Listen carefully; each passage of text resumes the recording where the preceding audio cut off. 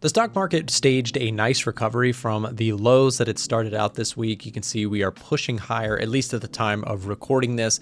And the question is there more upside to go? Are we going to see a break back to fresh highs, which is not actually saying that much considering we're pretty close already, less than 1% away from the SPY's all-time trading high.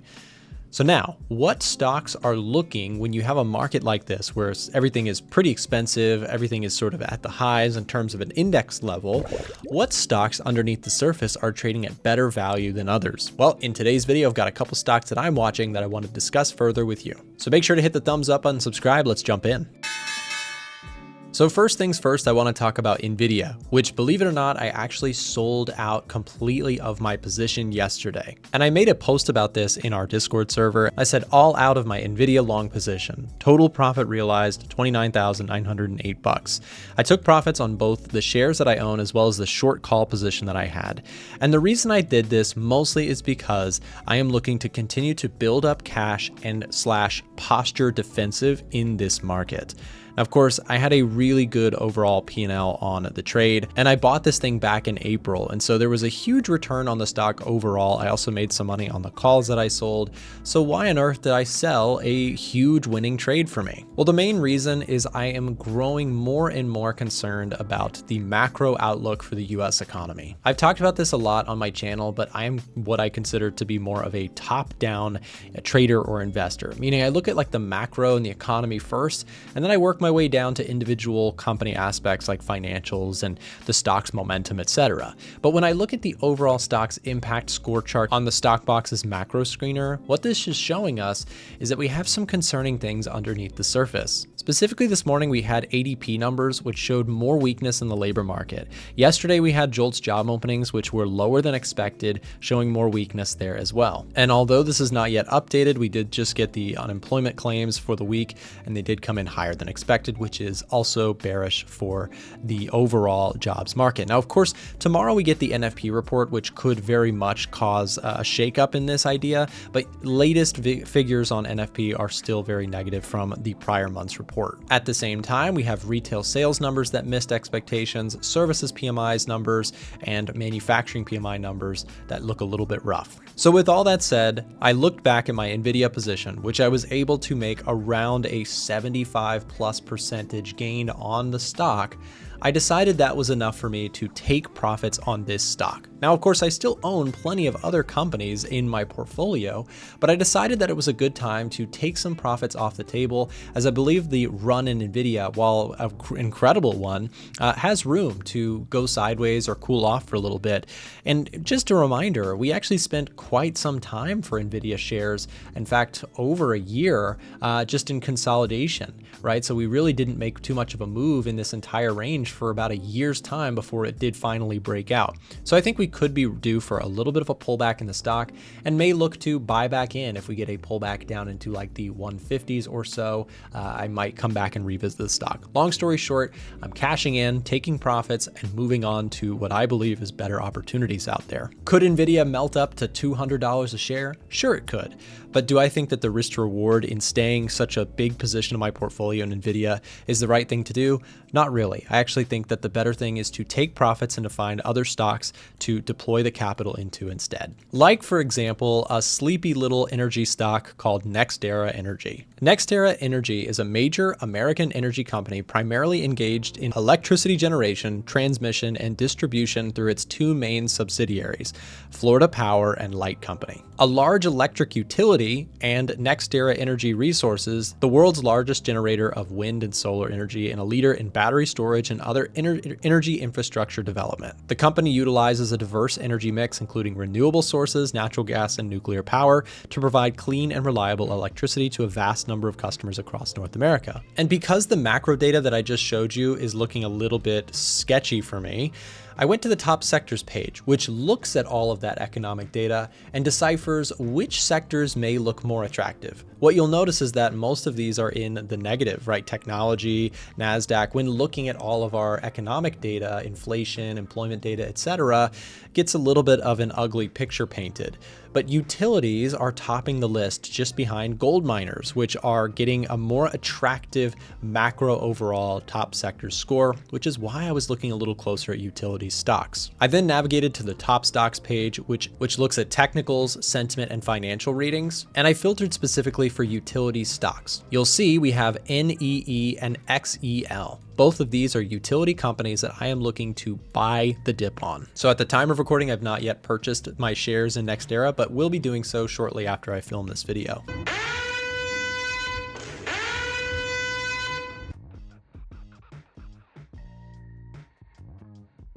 Today's video is sponsored by Moomoo, and if you haven't heard of Moomoo before, they're a one-stop global trading platform with over 26 million users across the US, Australia, Singapore, Canada, Malaysia, and Japan. And Moomoo offers $0 commissions on stocks, ETFs, and options trades. They also offer free level 2 data and real-time options chain data, no extra charge. And the Moomoo platform is super advanced. They offer a really powerful options trading tool, and you can even track latest public figures holdings like Nancy Pelosi's directly within their portal. And if you want to learn something about a particular stock, just ask Moomoo's AI feature. With this tool, you can ask for trading insights on your favorite stocks. And if you want to tap into what institutions are buying and selling, check out their institutional tracker. This tool allows you to explore top institutional holdings. What sets Moomoo apart is their incredible platform for researching stocks, checking out all sorts of different analyst rating tools, and insider holdings and trades. And for a limited time, as shown on the dates on the screen right now, you can get up to $1,000 in Nvidia shares, plus 8.1% APY for US users. As you can see on the screen, please follow the criteria here and make sure to use the link in the description to get the full context behind this offer while it is available. It is available for only a limited time. And are you already trading with another brokerage, but all these tools sound pretty cool?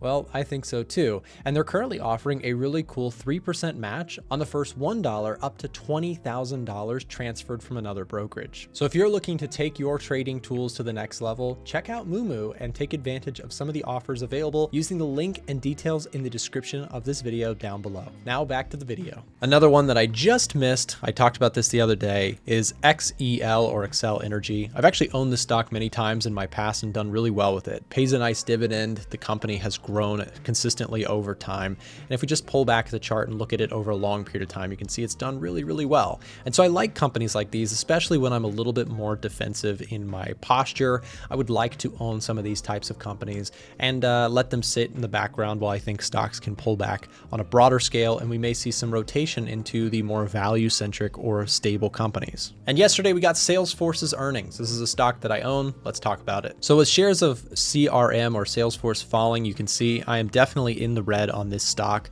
down $2,800. The nice thing is that I did cushion the loss a little bit by selling out of the money calls at the $265 strike price. And as you can see, with the stock price dropping, the calls have become significantly less valuable, resulting in a bit of a cushion or hedge to my portfolio. I'm up $570 on those calls that I sold. Of course, that doesn't cover for the loss in the stock, right? Obviously, the ideal scenario would be the stock moves up and I take profits, but because it's moved down, it's nice that I do at least have these calls that I sold to help cushion the downside a bit. Sold them for $6.70. They're now just trading for $1.10. And although the shares are moving lower here, I'm actually intrigued by this sell-off because we actually got some pretty good numbers out of Salesforce, because we can see the earnings per share estimate. Let me actually move my marker here.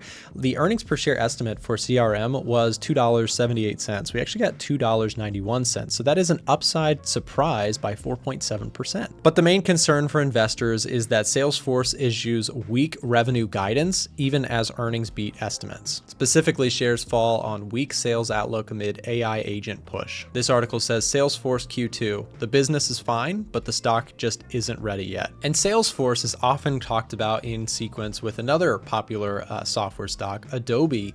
I should say not so popular. Adobe and Salesforce Salesforce. We'll add this one to the watch list here for today. Adobe and Salesforce both under pressure here as these software names are just getting thrown out.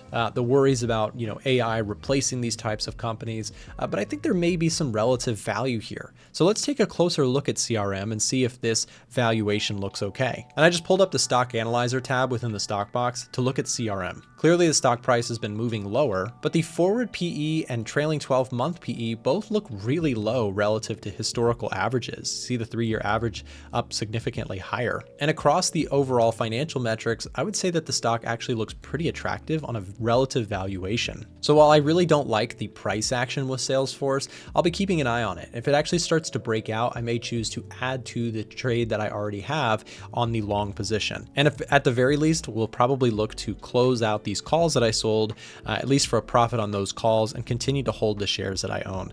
Down about 10.6% on this position overall, only 8.7% when considering the calls that I sold to cushion the loss, but overall feel okay with holding this position. And while I don't own any shares of Adobe, I'd love to see this stock make some sort of a turnaround. They have their earnings coming up, and so keep an eye on this one. If we can actually get a significant move back in the opposite direction, I prefer to wait for stocks to actually show some momentum before I get involved in them, but this thing has been so beaten down. And again, this is a company that's still growing revenues very well. Let's take a look. Here's Adobe's income statement. In green, you have revenue. In gray, you have the net income. And you can see this thing is overall still growing very nicely. It's just short-term worries that are all about the status of AI and whether or not it will kill the business model for companies like Adobe. And there is valid concern there, but my question becomes how much sell-off can happen to this stock that it starts to become worth the risk to reward to buy some shares. And we have a similar story for Salesforce. This is a really, beloved in the past software name that has grown revenue and grown earnings over time. And so, to me, it's like if the stock can start to get a turnaround and some momentum forming to the upside at some point, I may look to step back in and buy some more shares. And the stock box, which is the tool that I keep using within my videos here to analyze stocks, is currently on super sale. I know it says 40% off, but for a limited time with our relaunch sale, this tool has really we've launched a whole bunch of new features and revamped a lot of the underlying infrastructure to this product. If you do not have a copy of the stock box and would like to get one, we're going to do for a very limited time 55% off. Down below in the description, if you click the first link to speak to our support team, we'll get you set up with a copy of the stock box at the lowest price ever. So don't miss your chance. Start using our tools to track financial data, market sentiment data, see what institutions are buying and selling, and top stocks currently. Like I said, all the information can be found in the description down below. On my other channel, Trader Nick, I've been talking a lot about my silver long position and why I like metals, which is showing up also in things like gold miners, which is an ETF that follows companies that physically mine gold and silver. These things have been incredible, and I'm still very bullish on them. I mentioned this earlier, but GDX, or the gold miners, is getting a high score relative to the rest of the group in terms of the top sector's macro screening. And so while GDX is looking a little overextended to the upside, if we did get some pullbacks here, this could be one that I look at for a possible buy the dip opportunity. In fact, I do like the idea of adding some gold miners or even silver miners to my portfolio. Another ETF we could track is SIL, which is the Global X Silver Miners ETF. So if this thing were to sell off for a couple of days and give me some discount opportunities, I'd be willing to buy some for the longer term. And I've got something new and exciting to show you within the stock box. This is the new dividend scanner. If you're somebody who's interested in defensive names like myself right now, the dividend scanner can help you find opportunities where companies that pay dividends, you can compare them to their 5-year dividend average. Of course, we also have the payout ratio, which shows you the health of the dividend essentially, and we have the ex-dividend date for traders who want to capitalize on dividends. So this again comes in combination with your stock box copy if you do have one, and if you already have a copy of the stock box, simply check this out. This is a free additional upgrade to your existing platform. And stay tuned because we've got way more cool tools coming to the stock box very soon. Finally, a quick update on my position on Tesla. Many of you guys who have been watching my videos know I've been selling calls against my Tesla shares, which has been like the picture perfect thing to be doing recently because Tesla actually hasn't moved very far. Let's go Let's go take a look at what's happening on the news side of Tesla. In the background, we do still have Tesla's robo-taxi service becoming a bigger and bigger player quietly. Robotaxi makes major expansion with the official public app launch, Tesla robotaxi app updates. There's all sorts of new stuff happening. And I saw this one here. Tesla stock rises on record China sales as Turkey demand explodes. But of course, there's still volatility in the stock with European market sales still struggling. The new model faces a hostile market in Europe. Of course, Elon Musk's involvement in politics has arguably not been super successful for the company's brand awareness. But because I think the company has a lot of potential for the long term, I continue to hold my 400 shares, which is the biggest position in my portfolio still.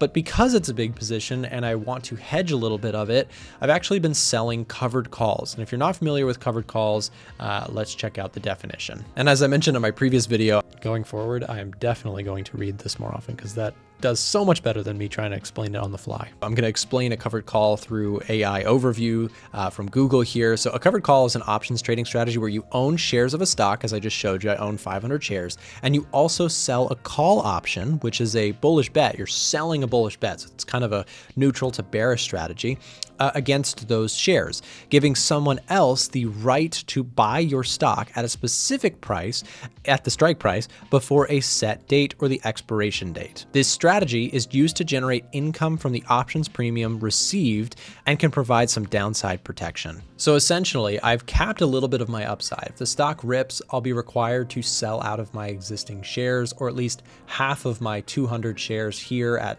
$355. And if it were to rip past 400, the other 200 shares would be sold. But again, I don't mind capping my potential upside or needing to close out of the shares. I wouldn't mind taking a profit on some of my position. But in the meantime, I've been collecting some pretty nice self-created dividends or cash flow income from selling these Tesla calls. This is why I also love Tesla. This is also why I love covered calls, is because Tesla doesn't offer a dividend for shareholders that hold it, but you can pseudo create your own by selling covered calls. And because the stock has a very high implied volatility, which in options land just makes you realize that they think that the stock can move a whole bunch, because it's a very, very high implied volatility stock, the premiums that you can collect for selling calls can be very, very good. And so yes, I've capped a little bit of my upside here, but I've done this multiple times over the last few months. And because the stock has mostly traded in a range, I've been able to benefit quite a bit from collecting those premiums and still not getting called away from the shares. So I maintain my overall bullish positioning in Tesla, but have continued to sell calls to collect some income in the meantime on the stock. That's all I've got for today. Make sure to hit the thumbs up button and subscribe if you're new to the channel. I'll be posting more ideas coming up soon. Thanks for watching.